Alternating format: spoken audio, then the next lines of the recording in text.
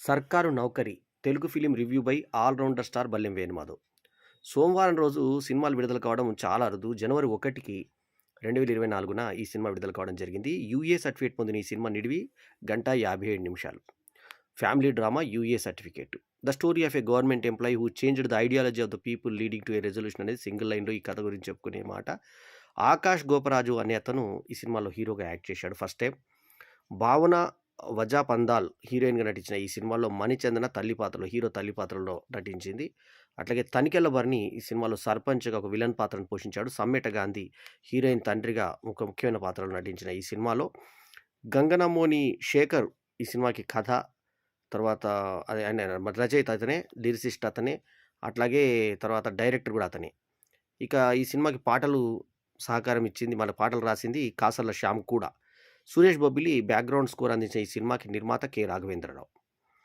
సరే, ఈ సినిమా ఏ సబ్జెక్ట్ మీద తీసుకుంది, ఏంటి సంగతి అంటే ఎయిడ్స్ అనే మహమ్మారి మీద తీసుకుంది.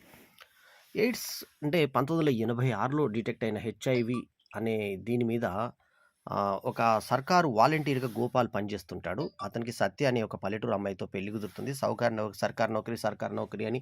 అప్పట్లో జనరల్లీ సర్కారు నౌకరీ అంటే గవర్నమెంట్ జాబ్ ఉంటే చాలు. ఇప్పుడంటే వీళ్ళకి హైటెక్, వీళ్ళకి మన సాఫ్ట్‌వేర్ వాళ్ళకి ఎక్కువ జీతాలున్నాయి. అప్పుడు సర్కారు నౌకరీ అంటే పెన్షన్ అది వచ్చేది కాబట్టి, అది గ్యారంటీ అన్నట్టుగా వాళ్ళకి అప్పుడు ఉండేది. సో, ఆ ప్రకారంగా సర్కారు నౌకరీ ఉంటే ఎంత అందమైన అమ్మాయైనా నందగా ఉన్నా, పిల్లగాడు నల్లగున్నా గూడా పెళ్లి చేసుకునేవారు. అయితే ఎయిడ్స్ అనే దాని మీద ప్రచారకర్తగా ఇతను అంటే మోటివేటర్‌గా ఉద్యోగం చేస్తుంటాడు. హెల్త్ ప్రమోటర్ ఆయన జాబు. అయితే ఆయనకిచ్చే నిరోధులు కూడా దూరం నుంచి ఆయన అందరిని అనుకుంటాడన్న దాంతో ఇచ్చడం కొంచెం వెగట్టుగా, తర్వాత అతిశయోక్తిగా అనిపించింది. గవర్నమెంట్ ఆఫీస్‌లో పాకెట్‌కి అందుకుంటుందా ఎక్కడైనా? వాళ్ళే ఇచ్చే అధికారి ఎవరన్నా అట్లా చేస్తాడా? ఈయన్ని దూరంగా పెట్టు, వాని దగ్గర రానీయకు అని చెప్పి పై అధికారి చెప్పినట్టు చూపిచ్చారు. అది నిజంగా జరుగుతుందా అసలు? జరగదు. అట్లాగే ఇందులో అతని ఫ్రెండ్‌కి ఎయిడ్స్ వచ్చిందని చెప్తారు. ఎయిడ్స్ వచ్చిన తర్వాత అతను టెస్ట్ చేసుకొని రా అంటే వరకు దొడ్డికి పోతున్నాడు మా వాడు అని తల్లి చెప్తుంది. పెళ్లి కుదిరింది. వాడు నాకు పెద్ద రోగం వచ్చిందిరా అని చెప్పి ఫ్రెండ్ అన్నాడు. నేను డాక్టర్‌ని తీసుకొస్తా అన్నాడు. డాక్టర్‌ని తీసుకొని వచ్చే లోపల చచ్చిపోతాడు. ఎయిడ్స్ వచ్చిన రోగి కొన్ని ఏళ్ళు బతుకుతారు. అంటే సినిమా ఎయిడ్స్ మీద తీసినప్పుడు దాని గురించి అవగాహన తెలుసుకొని ఎన్ని రోజులకు ఎయిడ్స్ రోగి చనిపోతాడు అనేది కూడా తెలుసుకొని తీస్తే బాగుండేది.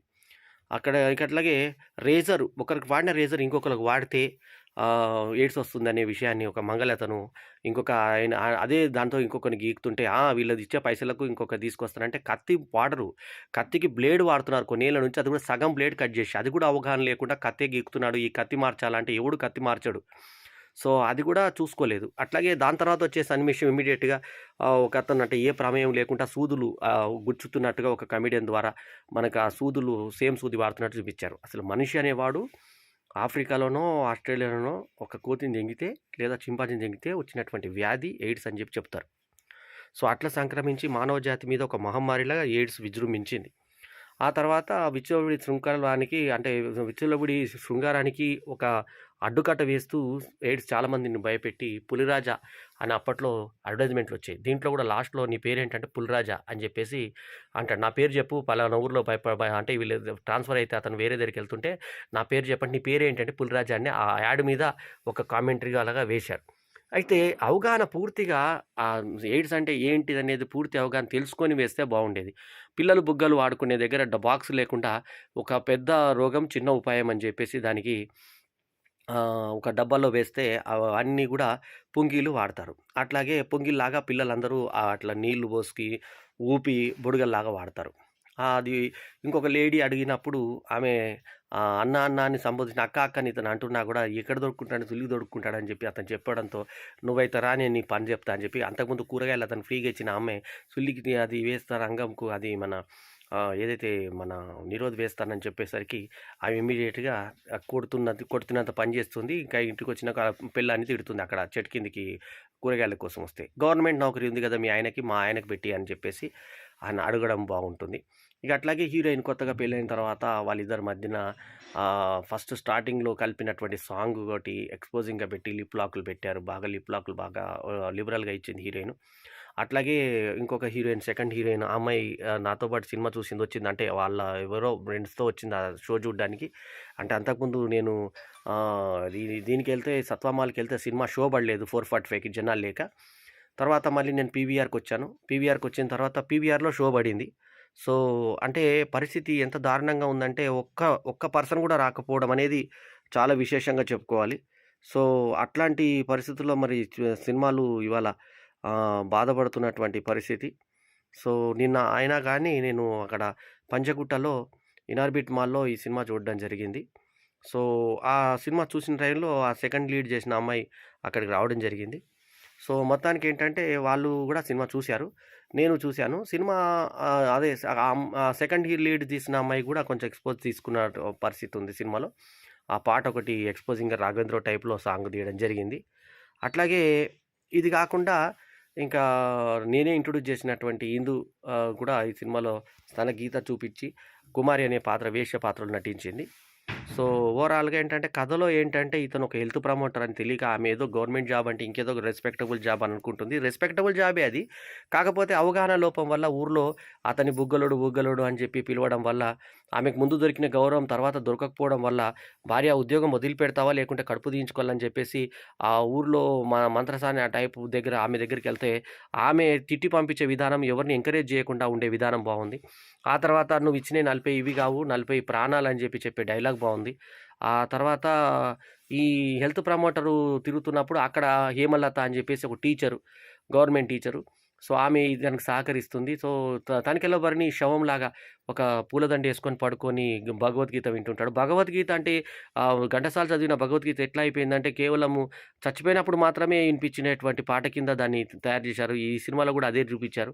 సో, ఆ పాటతో ముందు శవంలాగా ఓపెన్ అయిన తర్వాత అయ్యో! సర్పంచ్ చచ్చిపోయిన సంగతి ఎవరు తెలీదంటే ఆయన అట్లా పడుకొని ఆలోచిస్తుంటాడు అని చెప్పి లేచిన తర్వాత ఊర్లో ఏం జరుగుతున్నాయి అన్ని విశేషాలు అడుగుతూ ఇతని మీద కూడా విలనీ చేసిన తర్వాత చివరాఖరిన అతని ఫ్రెండ్ నరసింహ కొడుకే ఈ అబ్బాయి అని మణిచంద్రది చూపించేది మనకు 'కేర్ ఆఫ్ కంచరపాలెంలో' లాగా అది ఫ్లాష్ బ్యాక్ డ్రాప్ గాదు. అందులో నిజంగా అతని ఫ్లాష్ బ్యాక్ గుర్తుకొచ్చే జ్ఞాపకాలుగా ఆళ్ళ తల్లి పాత్రను చూపిచ్చి, ఆమె భర్తకి ఎయిడ్స్ వచ్చినప్పుడు వాళ్ళిద్దరు చనిపోతే ఆ పిల్లాడు ఎంత బాధపడ్డాడో, ఆ పిల్లాడే ఎదిగి ఈ పిల్లాడిగా అయ్యి, ఉద్యోగం కోసం కాదు నేను ఊరందరిని మంచి చేయాలనే ఉద్దేశంతో ఉంటున్నా అంటే, నేను ఊరి మీద పగ తీసుకుంటాం అనుకున్నా. కానీ మీ నాన్న పంపించిన డబ్బులు దుబాయ్ నుంచి నాకెంతో మేలు చేసి, ఊరికెంతో మేలు చేసే అవకాశం వచ్చిందని చివరికి రిపెండెన్స్ వచ్చి మారేటువంటి పాత్రలో తనికెళ్ళబరిని అద్భుతంగా జీవించినటువంటి ఈ పాత్రలో కె. రాఘవేంద్రరావు మార్కు పాటలు, చిత్రీకరణ, లిప్ లాక్‌లు ఇట్లాంటి కొన్ని సంభాషణలు, తర్వాత హిందూ సన్నివేశాలు కొన్ని ఉన్నా గూడా ఎందుకు వాంటెడ్‌లీ ఇక్కడ గీత కనబడేలాగా చేసి చూపించినటువంటి విధానం అదంతా కూడా మాస్ ప్రేక్షకులను ఆకట్టుకునే దిశగా చేసుకున్నా కూడా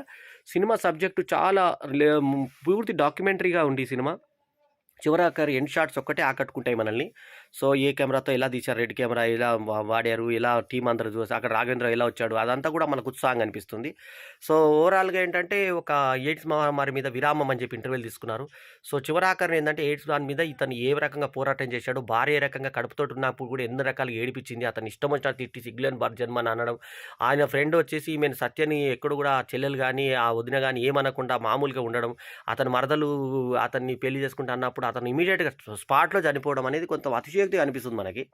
సో, అతను అంత తొందరగా ఎయిడ్స్ పేషెంట్ ఎవరు చావడన్న సంగతి కూడా అవగాహన లేకుండా ఆ సినిమాని అంటే 1996లో జరిగిన కథగా చూపించారు. 86లో ఇది రిజెక్ట్ అయింది హెచ్ఐవి. సో, దాని మీద ఒక ప్రయోజనాత్మకంగా తీసినటువంటి సినిమా అయినా కూడా కొన్ని తెలుసుకొని, ఎంక్వైరీ చేసుకొని అవగాహన లోపంతో చేసినప్పుడు సీనియర్ డైరెక్టర్ కె. రాఘవేంద్రరావు లాంటి వాళ్ళన్నా సరిచేసి ఉంటే బాగుండేదనిపించింది. సో, కెమెరా పనితనం అదంతా కూడా ఓవరాల్‌గా మిగతా వర్క్‌లంతా కూడా ఈ సినిమాకి బాగుంది. ఇందులో అన్నిటికంటే ముఖ్యమైనది ఏందంటే, నటనా పరంగా ఈ ఎవరైతే హీరోగా చేశాడో అబ్బాయి గోపాల్‌గా చేసిన అబ్బాయి చాలా చేశాడు. అతను యాక్టింగ్ మనల్ని ఈ సినిమాలో ఆకట్టుకుంటుంది. ఆకట్టుకునే విధంగా అతను అట్లాగే ఈ అమ్మాయి హీరోయిన్‌గా చేసినటువంటి అమ్మాయి గూడా చాలా అద్భుతంగా యాక్ట్ జేసింది.